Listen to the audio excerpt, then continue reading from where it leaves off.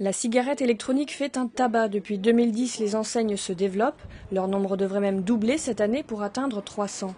Le matériel en tout, ça m'a coûté 83 €, en sachant que je fumais un paquet de cigarettes par jour, ce qui faisait 42 € par semaine.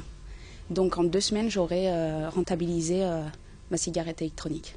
Dans la pratique, le fumeur aspire sur la cigarette électronique comme il le ferait avec une vraie, mais ne l'allume pas. Elle ne produit pas de fumée mais de la vapeur d'eau absorbée par les poumons.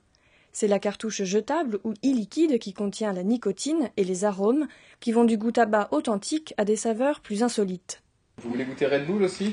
Je vous en mets un autre, un petit pêche abricot. Les marques françaises d'e-liquide ont du mal à suivre les commandes des boutiques spécialisées. On recherche, en tout cas sur l'Union européenne, des nouveaux fournisseurs, en espérant qu'il y ait des nouvelles marques qui fabriquent en France, parce qu'on aimerait bien rester sur ce label français. Ce qui est sûr, c'est qu'il y a beaucoup de produits qui sont fabriqués en Chine et qu'on ne veut pas vendre ces produits chinois. Restent à prouver scientifiquement les notions d'efficacité et de risque de la cigarette électronique. Probablement que c'est certainement beaucoup moins dangereux. Il n'y a pas de monoxyde de carbone, il n'y a pas de goudron, il y a tous les produits qui sont fabriqués par la combustion n'existent plus.